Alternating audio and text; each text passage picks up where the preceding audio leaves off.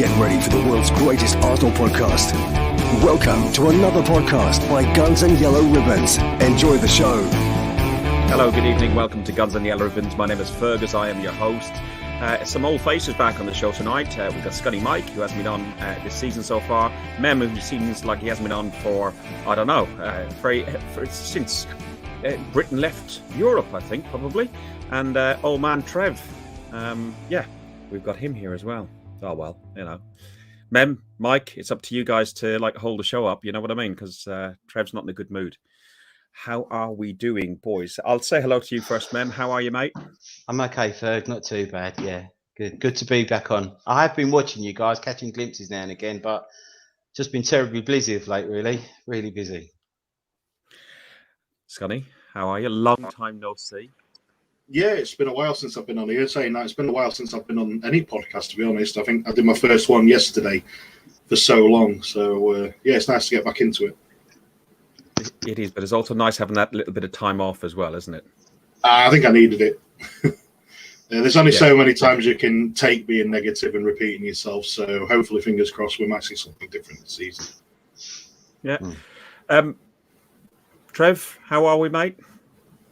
I'm all right, Fergus. I've been in a bad mood all week because I missed going to watch my beloved Arsenal on Saturday.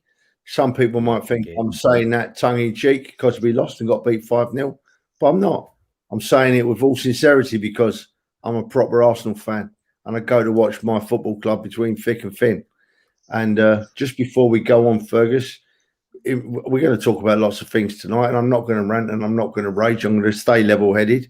But what I will say, there's a few people watching now, and what you said to me before, I'm just going to put something crystal clear before we start, Fergus. This podcast is run by a massive Arsenal fan and a very good personal friend of mine, Fergus.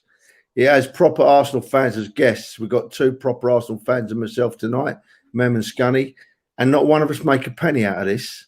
We don't do it to make money.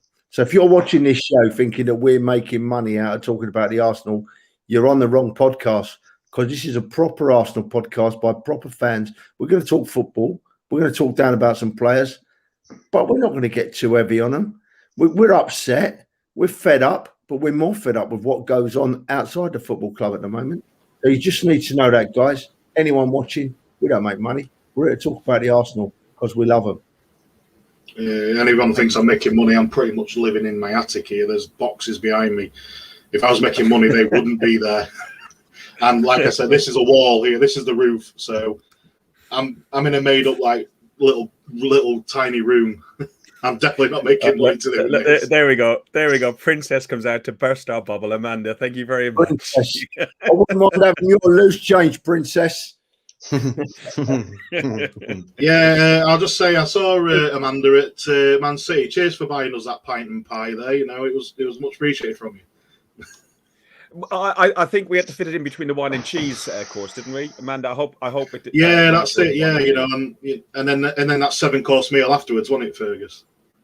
It was, yeah. Listen, thanks for that, Trev. Yes, this is an Arsenal podcast by Arsenal fans for Arsenal fans. We do it. It's the four of us just sitting having a beer, having a chat, talking about things that have happened at the Man City game, and also looking ahead to what's happened with the transfer window, reflecting back on the transfer window, and then we're going to have a week off. It's our hobby, and we enjoy it. The reason the comment came out is on one of the Facebook groups where I shared the podcast for people to join. There was a comment made on there, and somebody was just a bit barbed by it, and it did rile me a little bit. So we'll move on and not worry about it anymore. Listen, Man City away was a 12:30 kickoff, all the way up in Manchester, late on Friday evening. I got a ticket, and I was delighted to have a ticket. Drove all the way up there, spoke with Scunny en route, and we were so coordinated. We met in the same car park within about 30 seconds of each other, and also Dave Hurl. Scunny, you brought your boy to his first game, didn't you? I did, and I've been getting so much criticism for that for a while now, and a friend of mine, or a friend of this show, in fact, in Dan Potts, said he's going to call Childline on me just for taking him to Man City away. So, yeah, it was his first one. He wanted his great, he wanted probably the best place to go, but I had an opportunity to get 2 tickets, so I had to take it. So that's how it pans out.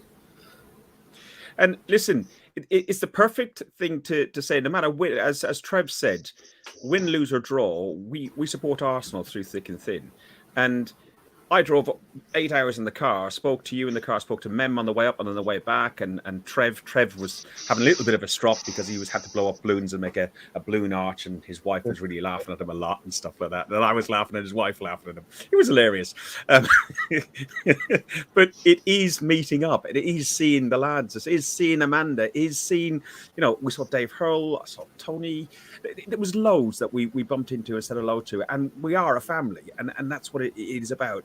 We support them wherever we can, whether it's from our sofas, or on a Facebook group, or going to the games back and forth. Mem, what did you make of that lineup of the game while Trev figures out how to mute his microphone?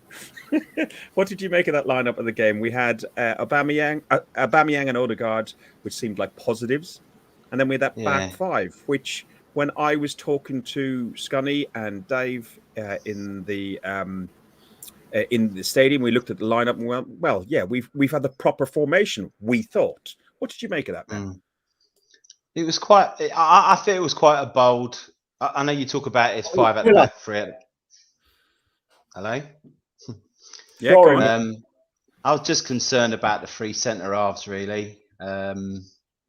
So it proved, and after City got comfortable, we were light in midfield. We were a man light in midfield for the whole throughout most of the game. But like with the personnel that he had available to him, that's what we went there with. It was a really hard watch. Yeah, they started quite brightly. I was actually quite pleased with the first, 8-10 minutes, maybe a little bit more. No, it was a little bit longer than that. They started quite brightly. They looked quite positive. They were on the front foot. They were trying to do the right things, but City are just different level, completely different beast altogether. And as soon as they got a little bit comfortable, and we made it so much easier for them as well, they just made us look like novices. I think it could have been worse. I felt it could have been worse at times. I couldn't watch the entire game. I watched most of it, but from the moment Xhaka got himself an early bath, it was just such a hard watch. It really was. We'll get into the Xhaka thing and stuff a little bit later on. Trev, what did you make of the lineup and the formation? Did you think it was the best we had that was available to us? There was no Ben White because he was still, I believe, isolated due to COVID. There's no Gabriel. I didn't understand why Lokonga and even a player I don't even rate wasn't even on the bench, Pepe. What did you make of it, Trev, the lineups? Yeah, it was strange, Fergus. It was strange. I sat there with my smiley face on watching it on my computer with about 4-year-old talking around my ankles. But when I saw the defence, I thought, I'm worried. I'm really worried now because you've got Chambers, Kolasinac, who else? Holding and Cedric playing as part of 4 of a back 5, right? And I'm not going to call any of them because they're all half decent players. They're all, they're not rubbish, but when they're not top draw, And when you're playing against Manchester City, you can't go into a game with no top draw defenders at all.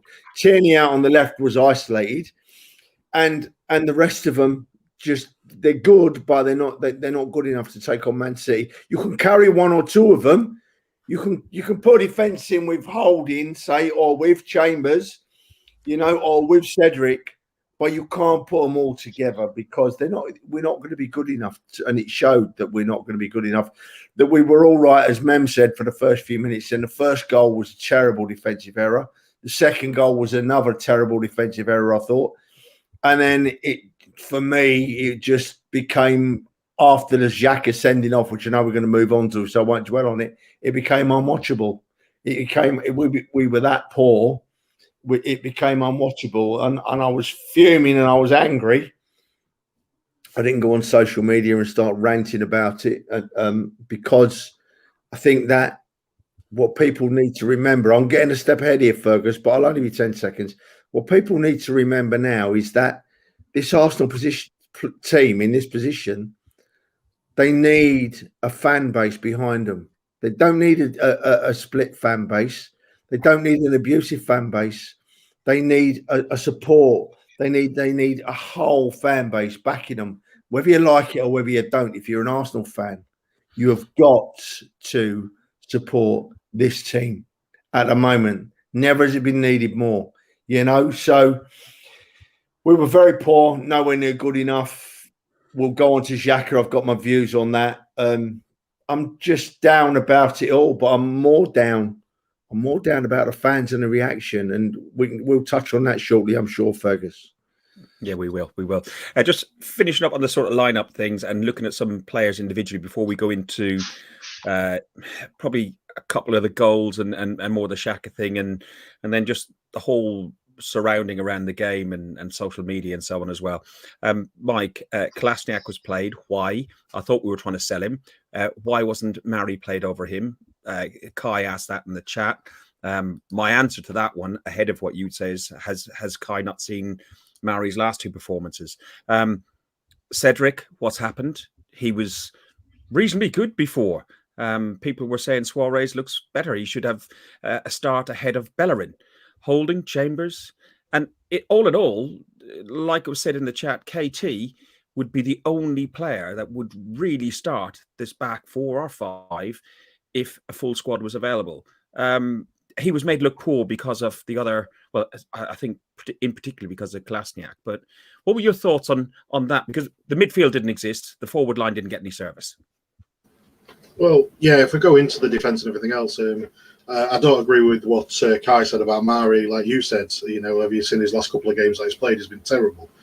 But you've also got the flip side of that. We had Tavares on the bench. He played against West Brom, same as Kolasinac. Why didn't he play and put Tierney in where Kolasinac played, on that left centre-back? I just don't understand that one, because I thought Tavares at West Brom was brilliant. He was man of the match, Mike. Yeah, exactly. So I don't understand why he didn't play. And Lokonga, who's in the last few games, okay, our last few games haven't been great, but Lokonga has been one of the star pupils per se in them matches. So I don't understand the lineup. I think Arteta went for more experience, or to try to put more experience into that back line, and undoubtedly it did actually fail with having Kolasinac and Chambers and Holding. They didn't know what to do with what's his name, Torres, is it, for Man City? Cedric couldn't do anything with him. He had him in his pocket, and that was the issue. I think that's what the issue with Cedric is he just couldn't keep up with Torres. And then all be all, when you start getting overrun in defence, this is what happens, and this is what City tend to do. But you've also got to remember as well, City don't actually play with a centre forward at the minute. Their highest players are usually the wingers, and then your centre forward is more as a number 9 than he would be a number 10. So I don't understand why we went with the 3. I reckon we could have done better with a 4, just for that reason, and maybe use the extra men in midfield. Like, there you go. Russell said the same there. You could have used that extra man in midfield and had a holding midfielder, to help out the centre backs, and then make it into a back 5. But it's just the way it is, and it's just the way it's gone. And City is City. They're far, far more levels up than what we are at the moment, and it just proved that point there. Totally agree. I think. Listen. I think we both went into this game thinking, I was. Even your young boy was saying I was deluded, thinking that we might nick a 1-0, and that was just, I I predicted it, and I went, yeah, I'll stick with it, because it's a game of football, anything can happen. But in reality, we all thought we were going to get a spanking up there. We all thought we were going to have a bloody hard game against Chelsea. We thought we would have a better result against Brentford. So with the 3 games taken into consideration, we would like to be in a position now to at least have 1, 2, or 3 points. The fact that we don't have 3 points, it's not the end of the world. But I think what people are worried about is the performances. And if you do look at that first goal as an example, and Mem, I'm going to come to you on this one because we talked about this on the car. When I saw it live, I thought that Chambers actually flicked it and onto it was Silva's head, or whoever the City player's head is, and that Leno flapped. But as you pointed out, he's 5'11", 6 foot, and he couldn't jump high enough to get to the ball. And there was nobody attacking, and Leno. I don't know. No. What did you think of? You was initially calling out the goalie. You initially was suggesting. I think Leno did get a hand to it, didn't he? He did. Yeah, and kind of like knocked it up into the goal as opposed to up and away. But yeah, you could argue that one. But for me, if you're the third centre back in a free, and you let that ball go over your head, it's only my opinion. I think that is unforgivable, and I wouldn't have him anywhere near my first team. I don't know for how many more games thereafter. I just think it's a terrible, terrible error by him. Okay, I really do. I was just really, really, really upset by that error by him. I didn't expect him to miss it when he went up for it. I just expected this is going to be a standard clearance for a great big so-called centre half. But yeah, I just that kind of like sums up our defending though, guys, doesn't it? It's just really poor. It lacks urgency. Mari, why didn't he play? I don't think I've seen the guy put a tackle in this season yet. And I think against Man City we needed to put in some tackles. But they're all the same of the ones I've seen so far. It's just, it's all just basic standard defending. There's nothing. There weren't nothing special about the ball that came across. It wasn't a ball fizzed and whipped across that pace. I just felt it was a ball that he just kind of arced in, and that for me is food and drink for a decent centre back. And I feel that's where our problems lay at the moment. It's just. I can't put my finger on what the problem is. Coaching, lack of coaching, over coaching, I don't know. But that for me was just basic defending. I don't know. No, I agree with. Can I just cut in? I agree with them there. It is just basic defending. Chambers completely misread where that ball was going, and for a top flight centre back, or supposedly a top flight centre back, you need to be able to read where them crosses are going to be end up. And he just completely misread it. He's well under the ball when it comes over to Gundogan. It just made a total mess of things. But someone mentioned in the comments there as well about, is it Matt Behan or Behan? Sorry if I've pronounced that or didn't pronounce that properly, but he's right. No, a bit further up.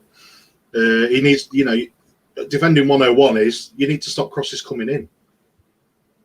And that's an issue that we're in that game especially, we didn't stop any crosses coming in that game.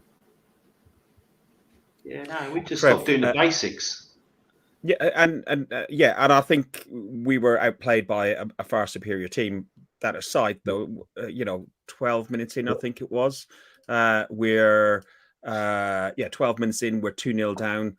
Gundogan has scored the first one.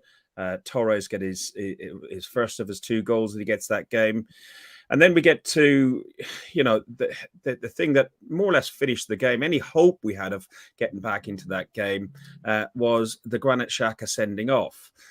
So we've got, I don't know if it came across on TV, but Mike, you will have seen it. He was running around shouting and bellowing and running like a headless chicken just 2 or 3 minutes beforehand, right in front of the D.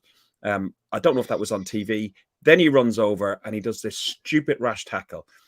Trev, what did you think of the tackle? A just red card? And should he know better? The dog knows better. It's Can you hear him? Let's just say that Xhaka never touched him. Xhaka never touched him. Never touched him. If he did, he just brushed him. But in today's game, Xhaka has played 160 odd games for the Arsenal, I believe. Fergus put me right. 164, yeah. He knows very well that in today's game, if you go in 2-footed, the opposition player is going to dive in the air, fall like a drama queen, roll on the floor, and if your studs are up, you're going to get sent off, right? In the old days, that's never a red card. Never a red card. He's missed him. It's play on. But in a modern game, studs are showing. Whether he touches him or not, the ref's going to send you off for it, because we all know the game's gone soft from that aspect. So, yeah, absolutely Xhaka is to blame, because he knows. He should know better than to do that tackle. Whether he should have been sent off or whether he shouldn't have been sent off is irrelevant, really, because he was sent off and he should have known better than to do it in the first place. But since we've gone on to Xhaka now, it didn't surprise me at all him doing it, because, you know, I don't think he's got the most brain cells in his head, is he? You know, he's not a clever. He thinks he's a lot better than he is. He's not the brightest bun on the planet. And then he gets sent off. And, you know, we don't transition the ball very well from our back five to our forwards with Xhaka on the field. So with Xhaka off the field and a player missing, the transition has gone. So whatever little chance we've got of lightening the load on our, sorry boys, but our average defence, whatever little chance we've got of lightening the load on our average defence is gone. So we're after Xhaka gets sent off, I stop watching. It's on in the background, but I'm not watching because I'm angry. I'm angry with Xhaka, and I'm angry that we're going to lose this game 12 minutes in, and I know, yeah. But I'll tell you what made me really, really angry, right, was that there's 3,000 travelling fans gone to watch the Arsenal play, Arsenal fans, right? A lot of them fans pay thousands and thousands and thousands of pounds to watch Arsenal week in, week out, right? They're not lightweight supporters. I was talking to a mate of mine this week. 48 years he's had a season ticket at Arsenal. 48 years he's had a season ticket. And in that time, you can count less than 20 games he's missed. And that's overseas, at home, in Australia, in Asia, in America. Travels everywhere to watch it. Spend hundreds of thousands of pounds. And then it pops up on social media. Arsenal fans are cheering Man City's fourth goal. How do you think those fans felt when they read that lie? Mike, you were there. Fergus, you were there. And as one of these fans that spends thousands and thousands of pounds, I couldn't make it for that one game. I thank you very much for your support, boys, and putting that social media comment firmly in its place. And then when that comment was met with some excuses for putting that comment, that was put firmly in its place. So going 2-0 down, Xhaka getting sent off, game being over after 12 minutes, hardly worth watching. I was fuming with that. But I was more fuming at the fact that so-called Arsenal fans abused our travelling support in that manner. It was disgraceful. We get derided enough by people on the TV. Danny Mills is always at it. Gary Neville is always at it. You know, half of the people on Sky are always at it, deriding the Arsenal.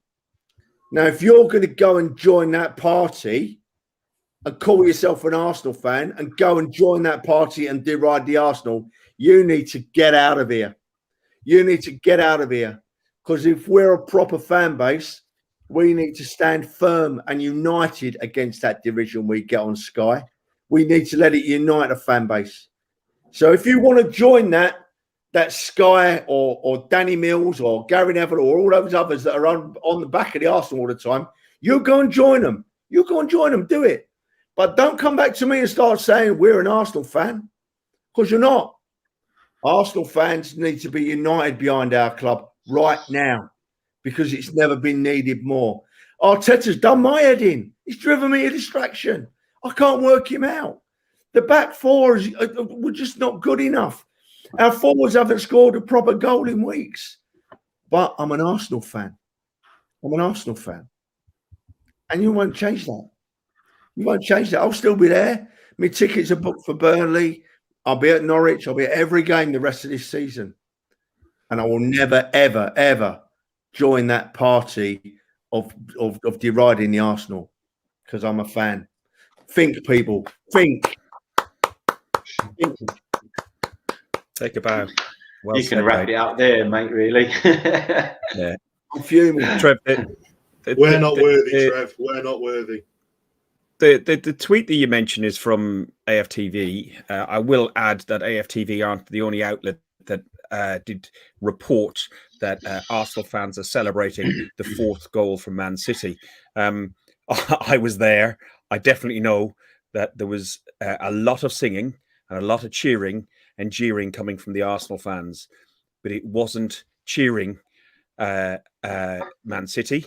It wasn't jeering the Arsenal team. It was getting behind the Arsenal team.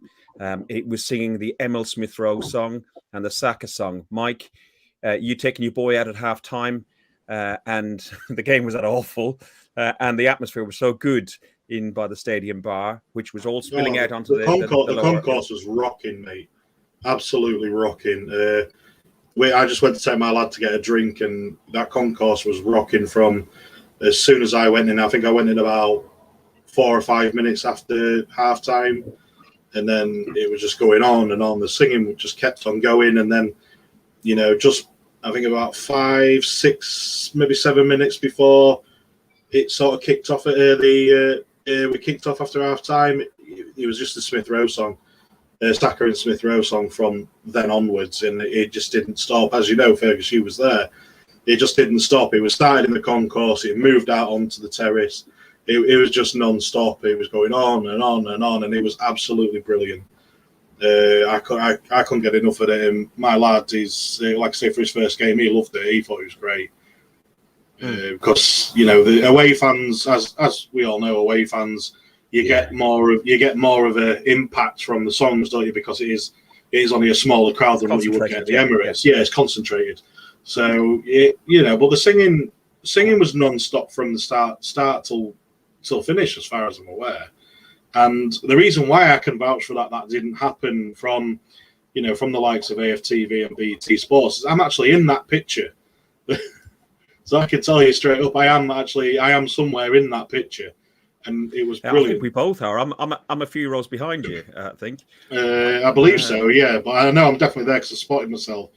If you look in the middle on the, I think it'll be left hand side, right hand. I'm trying to see sure. So if you go where the score line is, if you go where the score line is, go for the middle of that, head down, and you'll see a few people in yellow shirts.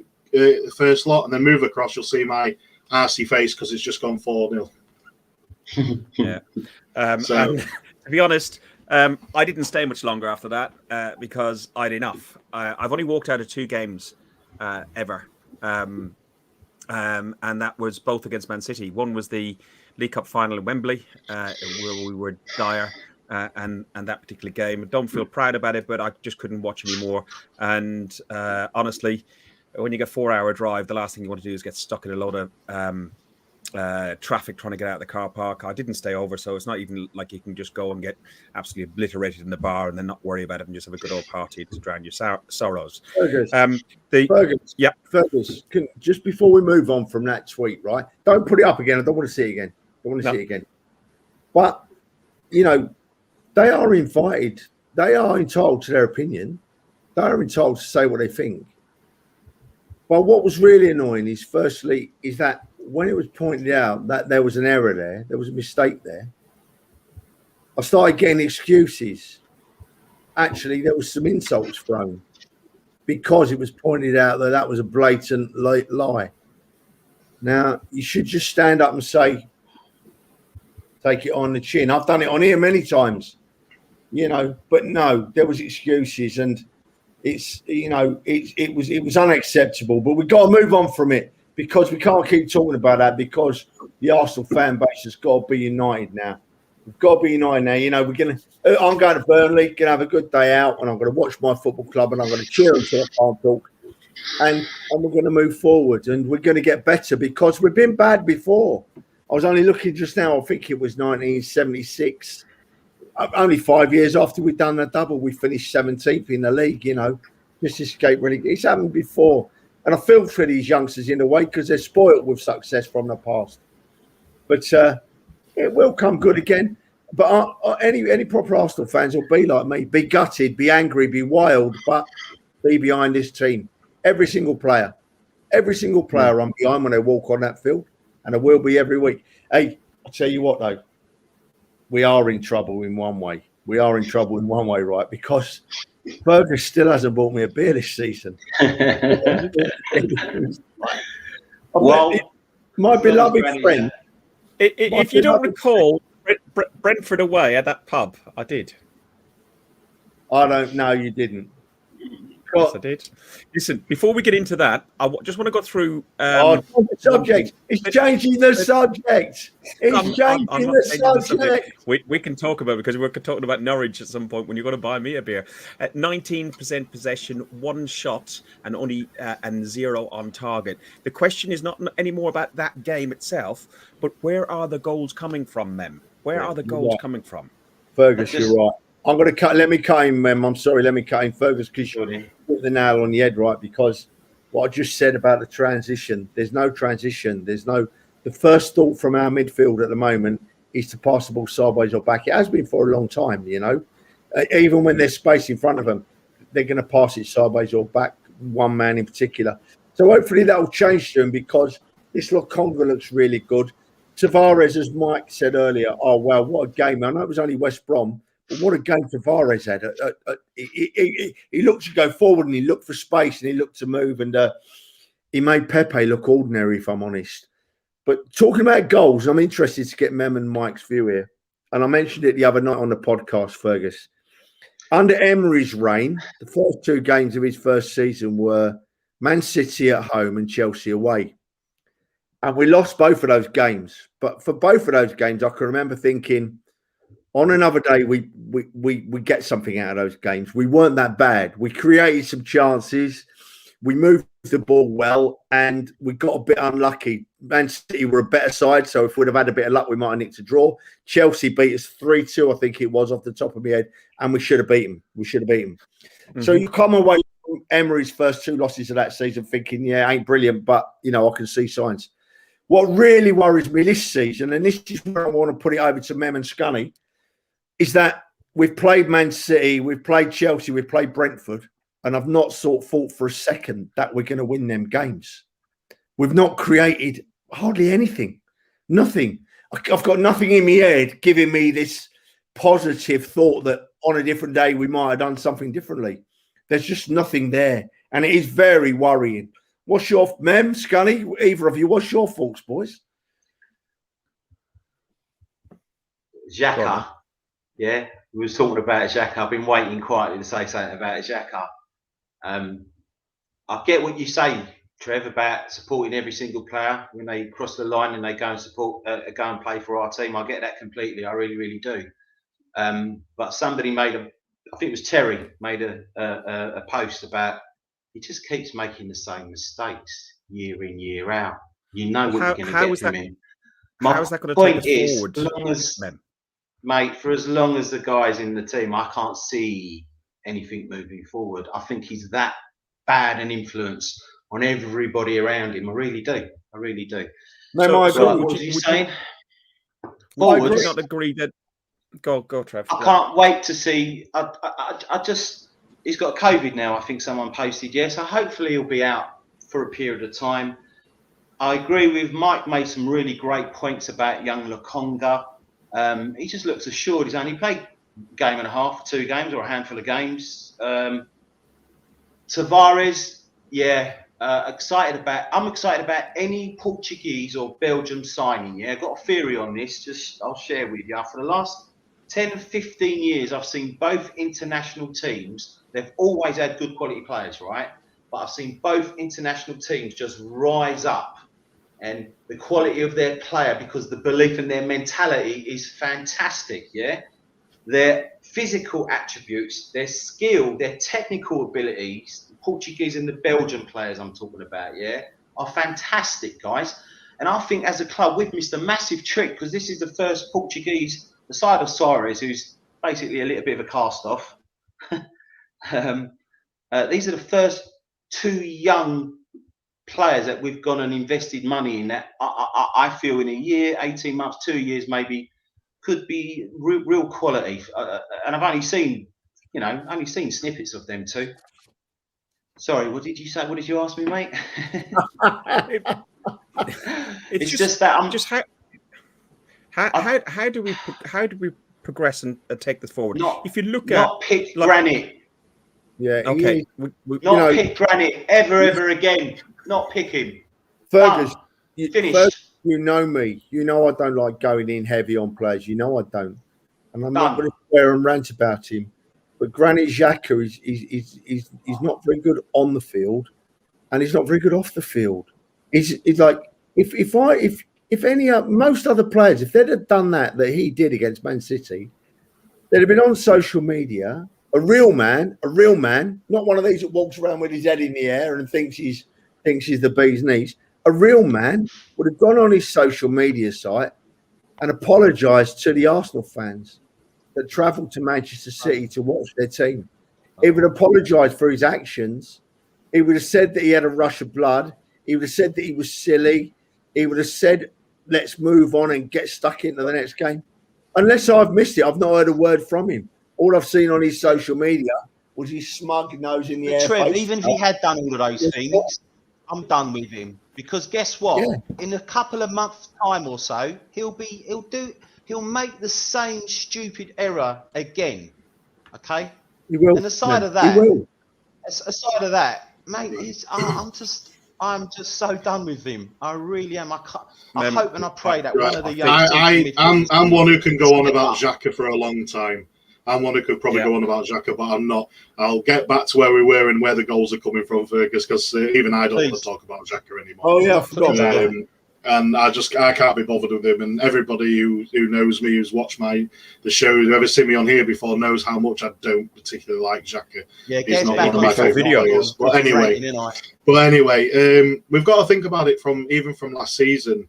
We want scoring goals, and this is the issue that I'm finding with Arsenal at the minute. Nobody knows where the goals are coming from because we have got a striker we've got a really good striker in Aubameyang still, and he's just not scoring goals, and he's not getting the service he needs. Or if the service does come to him, it's crosses into the box. He's not a header over a ball. He's not known for scoring headers, so I just don't understand why we're crossing into the box. So a lot of it is down to the tactics. Now, this is the issue that I'm finding at the minute, and not to go too far into it, and to not even go into the new signings as well. But I just, we've got to look at the new signings as well at some point, and I'm sure Fergus wants to do it later, so I'll mention it then as well. I just don't see where the goals are coming from. I honestly just don't know where they're going to come from. That was a flash. Sorry. I think there's goals in the team, yeah. Given a proper midfield base. This is the point. The reason I've got such an issue with the guy is exactly what you guys are saying. Yeah, he's everything. The negative of everything we've asked him for. Yeah, to win the ball, to play the ball quickly, to feed the forwards out wide, to just give simple, quick passes. Hopefully Thomas Partey can stay fit this season. Well, you got Partey and you got Lokonga as well, and Lokonga, from the little bits we've seen of him, does seem a little bit more positive. I did put up on the screen there while Mike was talking. Sorry, I'm just lining it up. The signings that we brought in. We brought in Ben White for 50 million from Brighton. We brought in Nuno Tavares from Benfica for 8 million. Lokonga from Anderlecht for 15 million. Aaron Ramsdale from Sheffield United, 24 million. Odegaard from Real Madrid, 30 million. And the Tommy, as I'm going to call him, from Bologna at 17.2. Spit it out, Tomiyasu. It's quite an easy one, Fergus, to be fair. It is. Yeah, it is an easy one, Mike. You're right. Tomiyasu. Jesus Christ. I'll have, we spent £144.2 million, not the rumoured £250 million that we were meant to be spending, and the £150 million net spend that people talk about. Are you pleased with how we've spent that money, Trev? Do you look at the likes of Chelsea and City, who spent 100 million and 99 million on one player, and they will have more impact probably than our 6 players that we brought in, Trev? Well, do you know what, Fergus? It's a good point, mate, because I'm not sure. But what I can say is that I saw our mate Gary Neville on the telly today spouting on about he can't work out what Arsenal's strategy is with our signings. Well, if you can't work out what the strategy is with the signings, Gary Neville, you shouldn't be on telly, son. You shouldn't be on telly because it's really clear. It's crystal clear what the strategy is. We're going young. They're buying young. You know, they're taking the age level of the squad right down. And in my mind, and this is only my thought, in my mind, I'm thinking, have they actually written this season off already? I'm actually thinking we're buying these youngsters, develop them this season, have an average season, and then the start of next season, we go big with young players that have got experience in the Premier League. I don't know. I'm guessing, but it's clearly a strategy that we are going younger. We are buying younger players. And who knows if it'll work or not? You know, we're playing a dangerous game, I think. I think we're playing a very dangerous game. And I am confused with Arteta and I am upset with some of Arteta's picks, but I'm not gonna wish the man harm. I'm just gonna say that at the start of his reign, I said, for me, he's got till this Christmas. You know, so for me, he's still got till this Christmas. We can't knock the owners for spending money. I've got a gripe with the owners, but it's not about spending money. Whether it's their money or whose money it is, we've spent it. You know, we've had it and we've spent it. And we've bought in half a dozen. Is it half a dozen players this transfer window, Fergus? Yep. We've bought in half a dozen players, which is what we all wanted. A lot of them I've never heard of, but we've bought them in. Trust, you know, we see what happens. And so Arteta has got his way. He's obviously had a choice in who we bring in. So now it's down to him to use them properly. And if by Christmas he's not using them properly, then I think we have to think about where the club should go from there.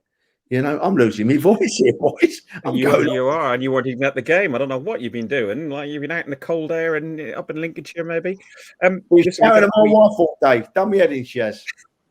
Chatting to your wife, yeah. Listen, we got rid of Willian, Raniarison, Torreira, Guendouzi. Some of these on loan, some of them terminated contracts. Harry Clark on a loan, Hector Bellerin on a loan, Willock we sold for 25 million. A young lad to Brentford for 7 million, Ben Sheaf to Coventry, and Bowler to Rotherham. You know, the net spend is probably about, I think, 113 million. What we've done, Mike, has it improved our first 11? This is the issue that I was thinking now, and I know Trev was just saying a minute ago, is, you know, you can see the direction where they're going. Yeah, you can see the direction in which they're taking, which is buying youngsters, which is good. But it's a direction that's going to probably happen in the next 2 to 3 years. You know, not the immediate direction that we need to be.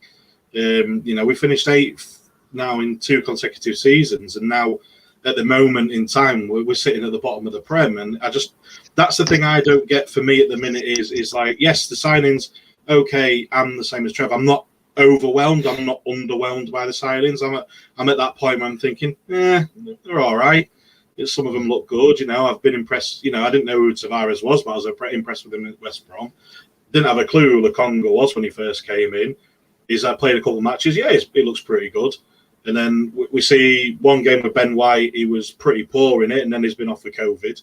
And Ramsdale was pretty decent at West Brom as well. So yeah, you can get to the point where you think, yeah, they're all right.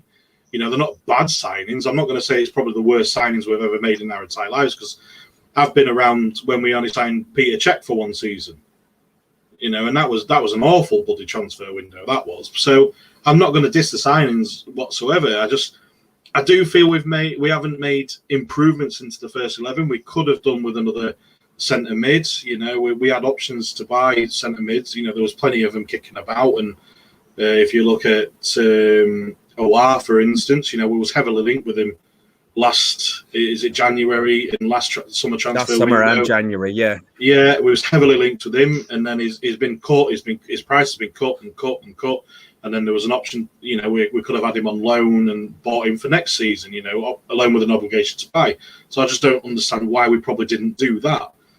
I think that's the issue for me, is we haven't really improved the first 11, which I feel we did need to. Mem, who would you have as your first 11? Clearly, you wouldn't have Xhaka in that side. So I'd have. I'm hoping. Mike's made a really good point about improving the.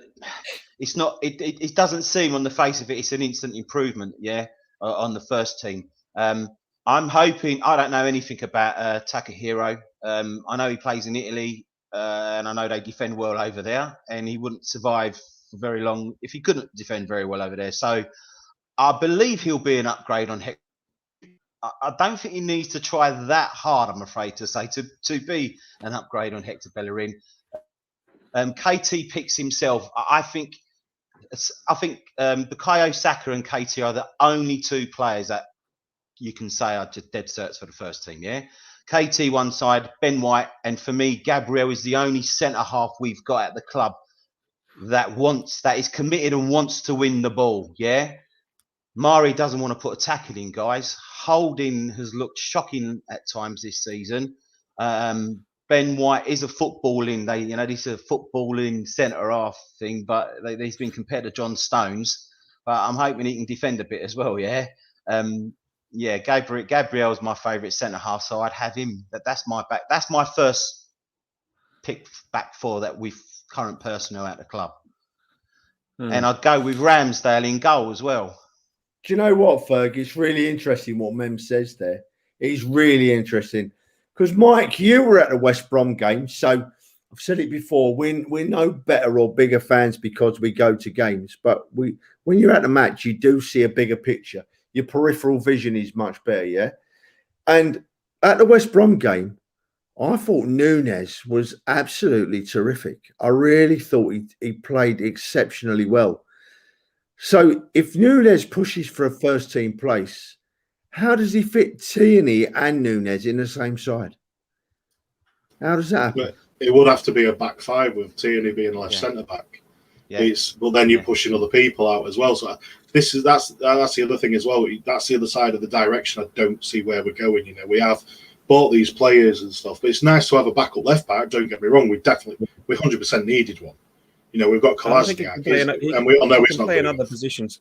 He can play in other positions as well. But as he said in the chat, we needed a target man. We needed somebody up top for what you said earlier, and we've mentioned before. Yeah, of course we do, because you've got Tierney. Do we need someone that's going to feed our target man from midfield? Just playing devil's advocate, mate. No, and that's fine. You would have thought that was Odegaard and ESR. That would be the feed from there. But if you're looking at the way, if we do go five at the back, you've got Saka and Tierney on one wing. You've got different people on different wings, putting balls in left, right, and centre. Aubameyang has scored 5 goals in his career by his head. We definitely need somebody. Crosses don't need to be scored. Crosses don't always need. But I was about to say that's why I would have liked to see somebody like Calvert-Lewin coming in, because he can get on the end of a ball, be it on the ground or on his head. Look, listen. They're not going to let him go. No chance. Listen, I'm not going to dwell on it because I don't want to start Mem off again, right? I'm not going to dwell on it, but it does need to be said that we have a midfielder that drops deep and demands the ball from the goalkeeper. Aggressively demands the ball from the goalkeeper. Aggressively demands it. And 9 times out of 10, when he's given it, he does nothing with it, right? So your forwards ain't going to play well in that situation. Smith Rowe, Saka, and Odegaard ain't going to play well in that situation. You stop making the runs, Trev, don't you? Because you know the ball's not coming quick enough. You lose faith. But having said that, right, it's and it's worth mentioning. Loki 73, right? I just see he put a comment up about Ray Arthur. Jesus, he's as old as me. But Loki was at West Brom, Fergus, it says, and Ramsdale looked decent. Do you know what indeed he did? His distribution, his one ball in particular that the midfield dropped deep, right? And normally they'd have given it to Xhaka in that position for him to pass it back or sideways and invite the press. Because when Xhaka does that, when Xhaka gets the ball near the area and passes it back and sideways, all you're doing is inviting the press, right? And that is where we're falling down. Whereas Ramsdale looked up and he saw a space between our two deeper midfielders, and he put it up towards the halfway line, straight down the field. I can't remember who he gave it to now. And immediately, in that 1 or 2 seconds, we looked a different side. We've It was turned Ødegaard. Lakonga? Or was it Odegaard? Odegaard, yeah. It was Ødegaard at West Brom, yeah. And what happened in that game? What happened in that game at West Brom, where we've got a goalkeeper that's moving the ball forward a bit quicker, maybe bypassing our defensive midfielders at times, looking for space behind them, keeping the press off us. What happened in that game? Aubameyang scored a hat-trick. You know? I think, yeah.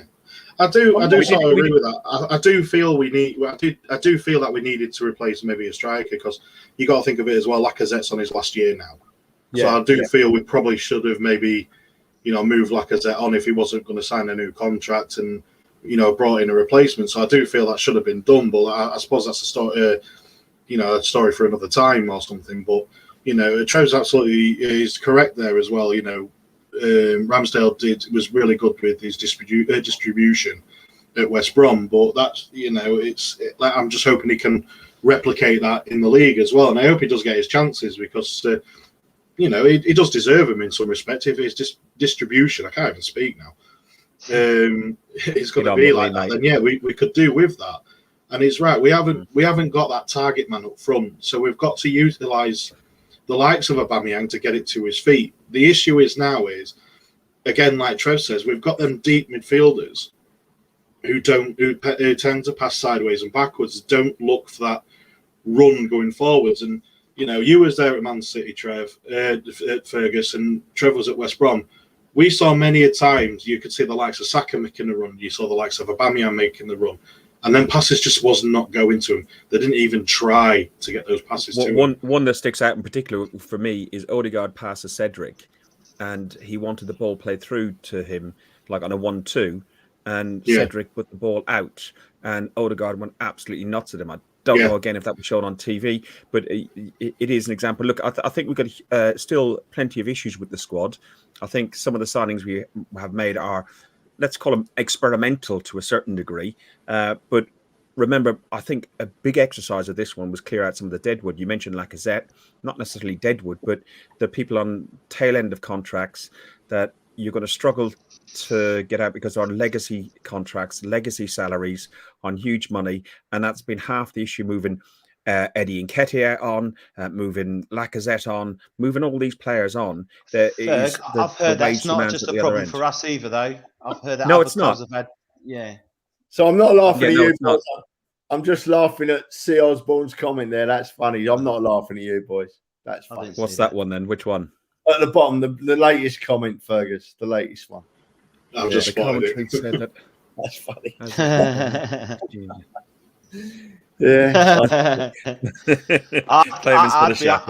I'm up for that. I think it's been no, really? really. So, honestly, listen, there's one other one I want to talk about. Go on, Mems, make your point. I think it's been a really decent. I think it's been a promising transfer window for all the reasons that you guys have mentioned. Only thing is, I think we need to do the same thing again, but better for the next 2 or 3 transfer windows, guys. That's what I think it's going to need.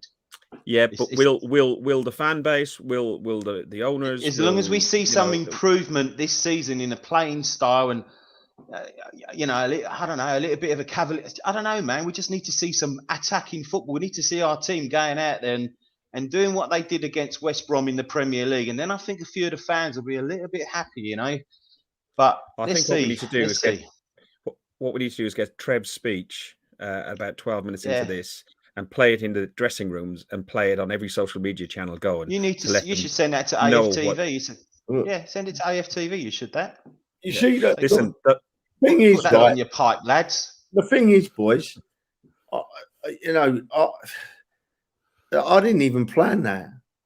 I was upset and fed up, and that just come out. So I don't want any plaudits for it. It's just an Arsenal fan speaking. We all feel the same, We all feel the same. I just blurted it out, and that was it, And I just feel for Arsenal fans. No. But Trev, do we all feel the same? You said we all feel the same, but do we? Because based on what you guys have been going on about the social element, which I have nothing to do with, as you know, right? Not everybody does feel the same, Trev, do they? So maybe Arsenal fans do. Proper Arsenal. Maybe you're off the cuff. 12-minute No, rant should be aired somewhere.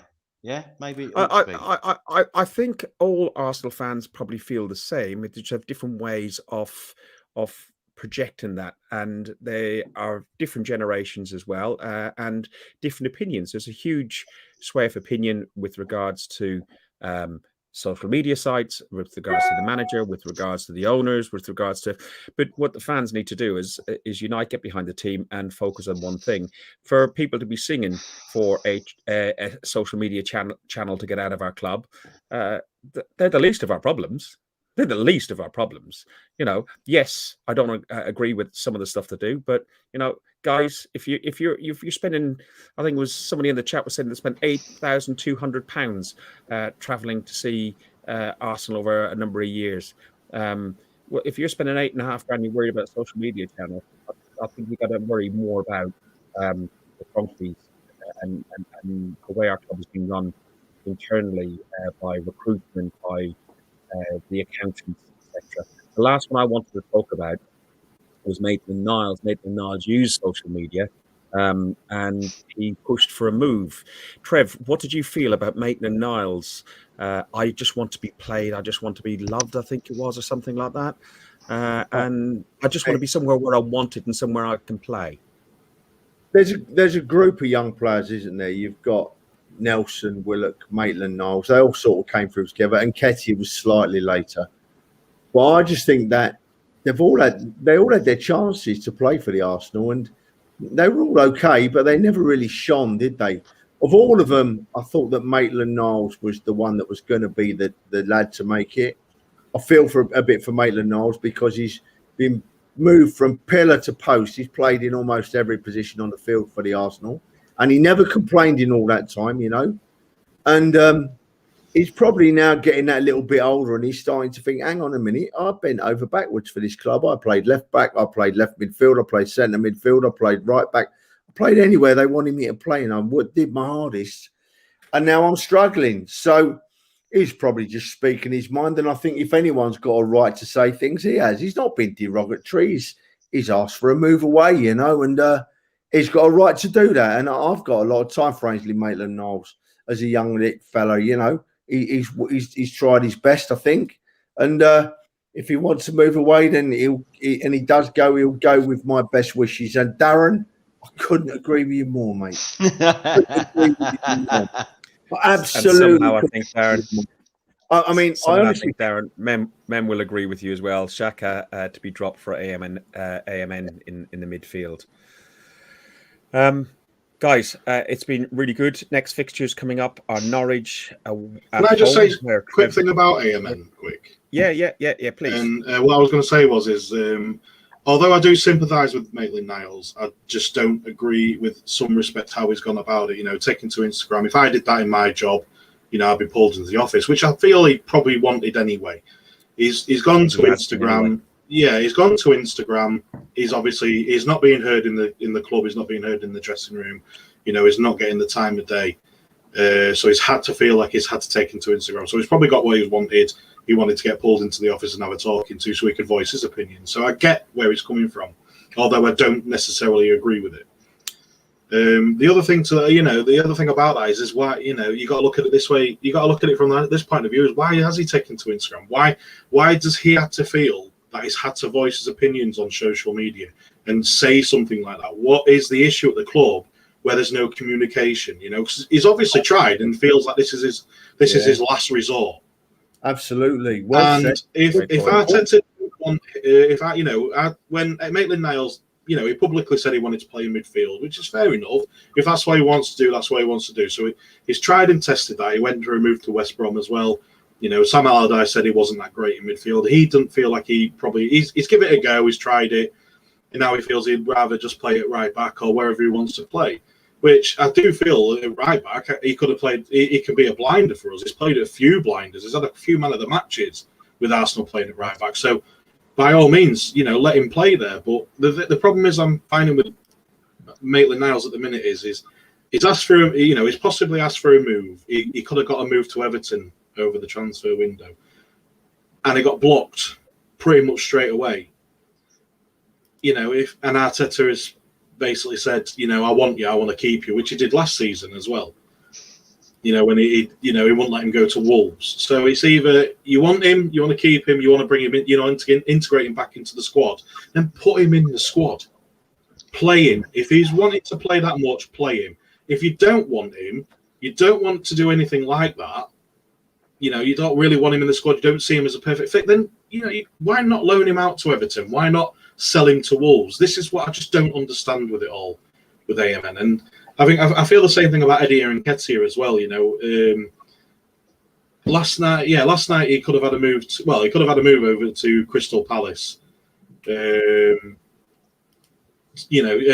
was agreed. The only thing that couldn't be agreed was personal terms. Why? What makes you so good that if it was money, what makes he feels like he's so good that he couldn't go to Crystal Palace and earn a shit ton of money? What gives you that right?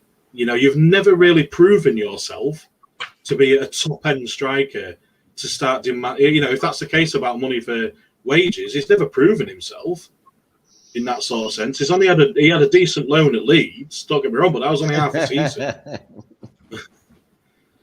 So I just thought, and now we're stuck with Eddie Nketiah as well, still on the wage bill. I just don't understand what's going on and with everything else in the dressing room and the miscommunication with everything. And I feel that's the only issue for me at the moment. And that's my personal, after everything that's gone on over the transfer window, that them two have really stuck out for me more than anything. You know what, Trev, I dropped you a quick message to pick up on this one before we do close. But Heath is bang on. That back in the day, they would have approached the captain and the captain would have spoken to the manager and they wouldn't have got on social media. Is that something fundamentally wrong with football, with kids? Or different lifetime, lads. Lifetime ago, lads. Yeah, the world's it's changed. The football world's changed, Fergus, in that I don't think that Aubameyang is the right bloke to captain our side. I don't think he is the right person, but that's irrelevant at the moment amongst all our other problems. Although I would like to see a more aggressive leader on the field. But we do live in a different age, Fergus. These players, and even average squad players now are on 40, 50, 60 grand a week, and they're not getting in the first team. They're turning up to training every day, and that's all they're doing. The world of football has gone mad when it comes to money, and they're not really. I hate to say it, they don't appear to be bothered. A lot of them. Some of them are, but a lot of them are not. Fergus, I need to change the subject here because I've got something going around my head. I think me and you had a brief chat about it, mate. What did you say? He does this every time. I just said we're going to close, and then he goes. Listen, I think that this international break has come at the worst possible time for Arsenal. I hate international breaks anyway, but by God, we needed to get out on that field and play this weekend. Absolutely, we did. And I'm gutted about it. Yeah, Ronaldo's missed a penalty as well, Fergus, in that game, by the way. No. Ronaldo didn't miss a penalty.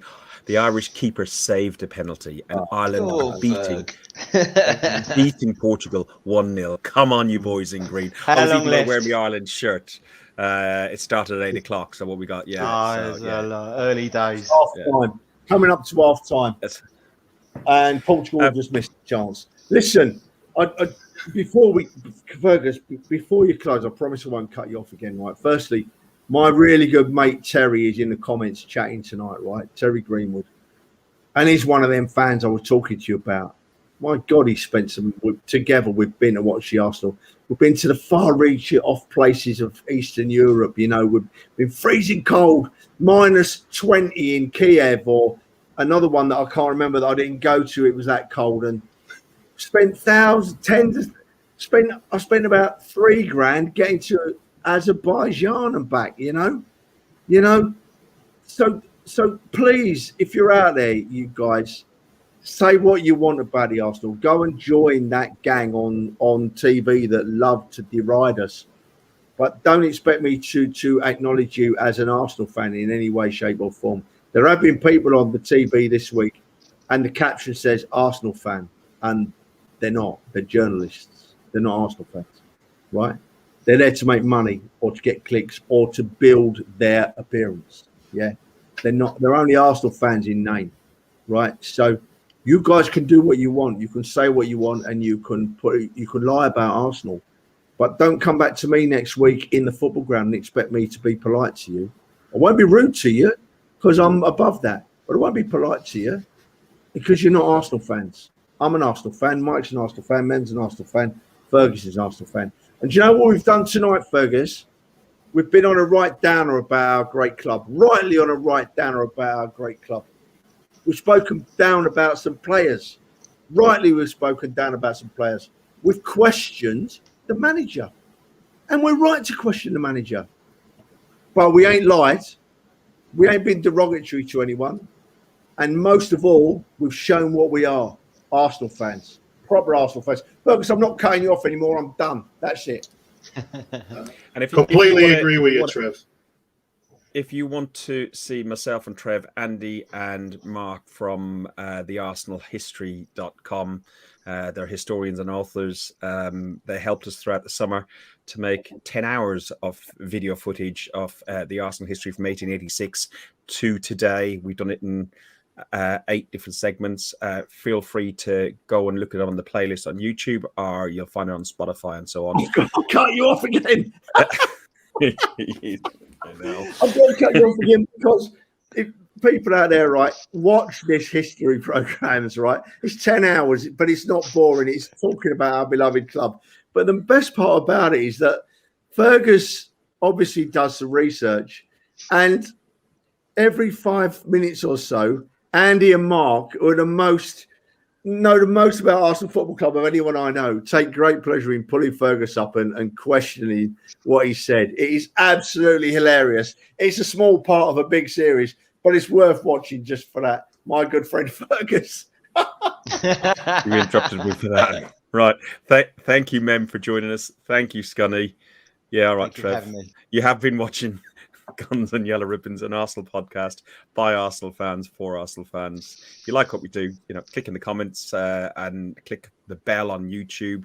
As we said at the very outset of this, we do it for fun. We do it as a hobby. We sit here enjoying chatting Arsenal, chatting all things Arsenal. If you join us, we love having it. Only one last thing to say. Up the arse. You've been listening to Guns and Yellow Ribbons, an Arsenal podcast by Arsenal fans for Arsenal fans.